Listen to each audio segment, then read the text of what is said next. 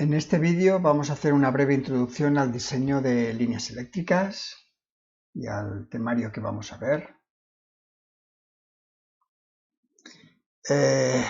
Empezaremos por la sección en la que empezamos. Vamos a ver primero las consideraciones de diseño, de qué cosas se tendrían que tener en cuenta. Después vamos a ver las caídas de tensión en las líneas de baja tensión en líneas de corriente continua, ¿de acuerdo? Que son las más sencillas. Después pasaremos a corriente alterna monofásica y consideraremos que los cables son no inductivos. Después líneas monofásicas inductivas, ¿de acuerdo? Y el hecho de que sean inductivas habrá que tener en cuenta también la reactiva de la carga. Luego pasaremos a líneas trifásicas y dentro de líneas trifásicas veremos las no inductivas y las inductivas.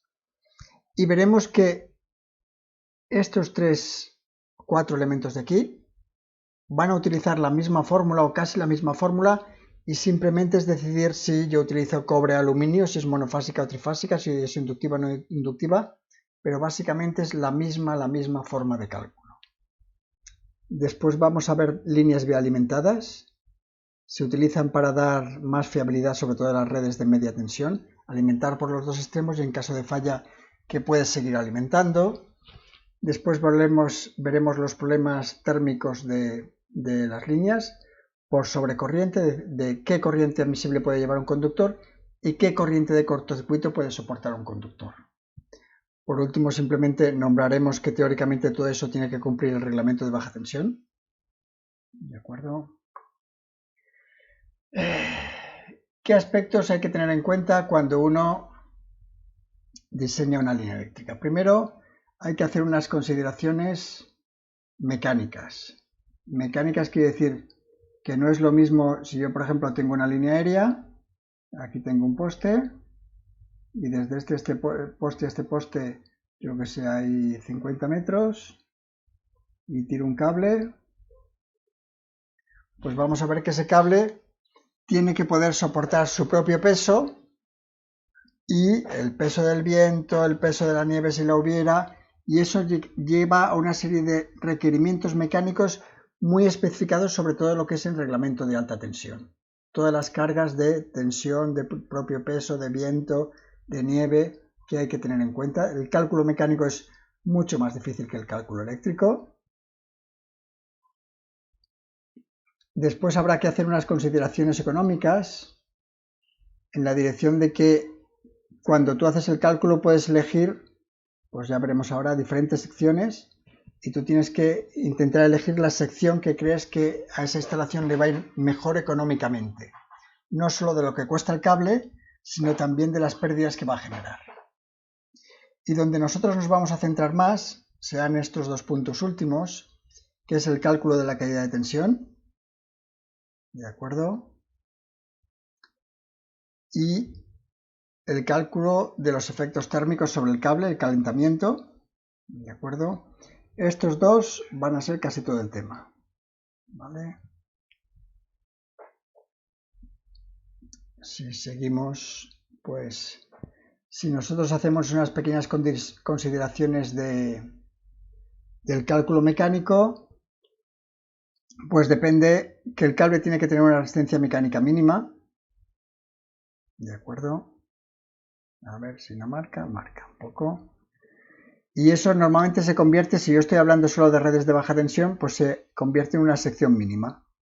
Una sección mínima, si nosotros consideramos líneas aéreas de baja tensión, pues la sección mínima es 10 milímetros en cobre, ¿vale? Y 16 milímetros en aluminio. Eso en líneas aéreas.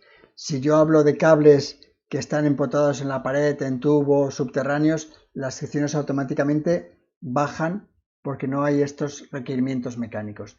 Todos los aspectos de secciones mínimas aparecen en el reglamento de baja tensión.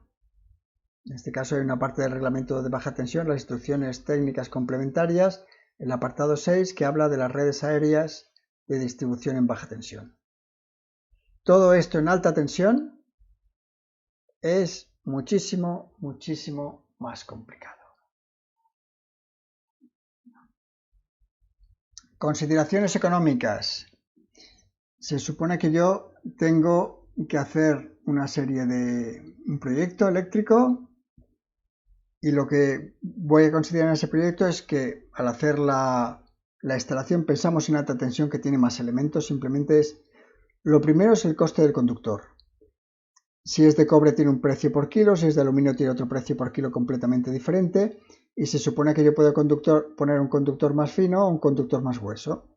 El conductor más grueso tiene más sección y por tanto tiene más volumen y por tanto más coste.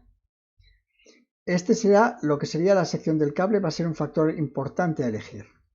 Después tengo otros factores, que sería, si es una instalación de alta tensión, los aisladores, lo que sujeta el cable al poste, los herrajes, que son una serie de elementos auxiliares para empalmar cables, fijar los aisladores, hacer que no vibren, el coste del poste en sí, los cimientos del poste, la puesta a tierra del poste, ¿de acuerdo?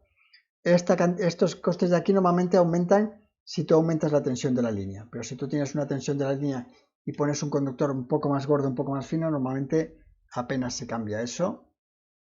Después se tienen los costes de los permisos. En la actualidad intentar hacer una nueva línea de alta tensión es complicadillo o muy complicado a nivel de permisos, de expropiación de los terrenos por lo que pasa a la línea, de limpieza de bosques debajo de los de las líneas, ¿de acuerdo? Y por tanto también son unos costes, pero que más o menos se podrían considerar fijos. La línea de alta tensión normalmente en los extremos va conectada a una subestación, y en esa subestación tenemos que suponer que tenemos gastos de transformadores, de los interruptores, de los equipos de medida.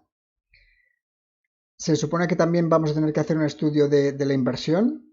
Esa línea va a durar 50 años o 30 años, pues en ese tiempo, ¿cómo amortizo yo toda la inversión que he hecho? ¿De acuerdo?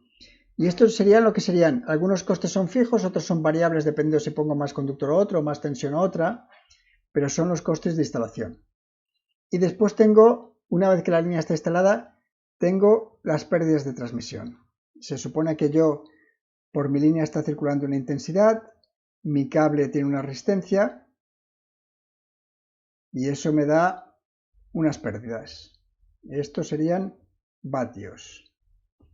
Si esos vatios yo lo multiplico por tiempo, que sería el tiempo que está funcionando esa línea y por tanto que está funcionando, pues tendría vatios hora.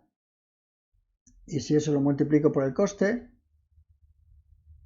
de los vatios hora, todo esto de aquí se convierte en dinero. Tener una línea que genera pérdidas es dinero. Y alguien puede pensar, pero las pérdidas son pequeñas, 1 o 2%, sí. Pero si yo tengo una línea de 1000 megavatios que viene de una nuclear y tengo unas pérdidas del 2%, esos son 20 megavatios de pérdidas. Si esto lo multiplico por 8.760 horas que tiene un año y por 0,1 euros no, esto serían en kilovatios, y por 1000, esto sería el precio del kilovatio hora, y por 1000 para convertirlo a megavatios hora, esto se convierte en un montón de dinero que pierdo cada año. ¿De acuerdo? ¿Qué pasa? No nos vamos a complicar mucho la vida, pero hay que intentar buscar un equilibrio. Y ese equilibrio lo que nos interesa es decir, mira, yo simplemente voy a considerar que tengo un coste. De ese coste una parte es fija, que sería el poste, los herrajes, los aisladores, ¿vale? Una parte variable de la instalación que depende de la sección del cable que utilice y las pérdidas que tiene mi cable por intensidad cuadrada por R, que se convierte en dinero. ¿De acuerdo? Si eso lo convierto en gastos por año, pues yo digo, mira, mi instalación ha costado tanto, lo amortizo en 25 años. El coste variable depende de la sección, pues digo un coste variable por la sección que utilice también en 25 años. Y después las pérdidas, las tengo aquí, que es lo que hemos comentado. 3 fases, por el tiempo, por el precio de la energía, y me da que todo esto va a ser una constante, y esa constante baja con la sección. Cuando yo hago la sección más grande, las pérdidas bajan. Fijaos que aquí en este coste era sección más grande, coste del cable más grande. pero si pongo la sección más grande, coste de las pérdidas más pequeño. Eso me lleva a que si hago una gráfica, vamos a ponerla por aquí abajo, esto es coste y esto es sección. Lo que me daría el primer término, este de aquí, me queda, tengo un coste fijo y un coste que aumenta con la sección. Y después tendría este otro. Tengo, si pongo una sección muy pequeña, el coste es altísimo. Pongo una sección más grande, cada vez el coste va bajando, bajando, bajando. ¿Cómo resulta que es el coste total? Pues el coste total va a ser una cosa así. Y aquí tengo una sección de coste mínimo. ¿De acuerdo? Si yo hago una sección más grande, estoy perdiendo demasiado por coste del cable. Si hago una sección más pequeña, estoy perdiendo porque estoy teniendo demasiadas pérdidas. Con esto haremos un ejercicio, una práctica. ¿De acuerdo? Y hasta aquí la presentación.